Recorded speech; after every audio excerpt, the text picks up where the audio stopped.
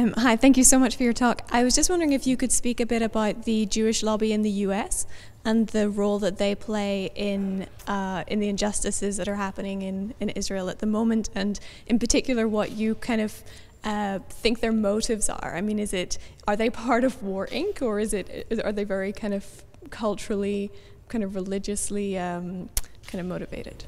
Yeah, these are great. I'm so happy to be at Oxford. They're the best conversations ever, and usually over a glass of something alcoholic too, which is, higher education at its best. So there are some great books about the Israel lobby, and I definitely would say they're not religious. That overwhelmingly, I mean, I think that a lot of geopolitical interests are using religion, and this happens on the Muslim side too, and we could have evenings devoted to it, are using religion and manipulating people who have very little power with religion, but that the real interests are money and transcend nations. That basically what's happening right now in the world is ordinary people are beginning to realize through the internet that there are no enemies, right? That everyone pretty much wants to live in peace and protect the planet. Right? Especially your generation. I think it's harder to sell you guys the idea that, someone's totally alien to you. And then that's a threat to War Inc., which is one of the biggest concentrations of wealth and power on the planet, and like 6 other industries that run everything. And that these interests now are global, and they transcend nation states, and so increasingly they're more powerful than parliaments and congresses now.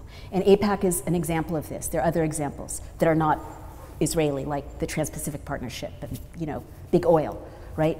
But what AIPAC does is it definitely silences reporting that's balanced on this kind of thing. It definitely funds, this has been well established, gives early seed money to candidates so that by the time people are elected, they really can't deviate from a support for Israel, whatever Israel is up to, party line, or else they won't have the money to get reelected. And there's an unholy alliance. Basically, AIPAC, look, I couldn't draw you a Venn diagram, but basically AIPAC and a number of other entities really profit, Raytheon, I mean, any number of entities that primarily are funded by war, contractors in Washington, D.C. with big houses, like I hear from my sources in the intelligence world that we have to keep going with ISIS and with, drumming up War Inc. forever, and the sound bites you're getting now in Britain that this will be years and years and years of conflict. You could know at the beginning of World War II that it would be years and years and years of conflict. History doesn't work that way.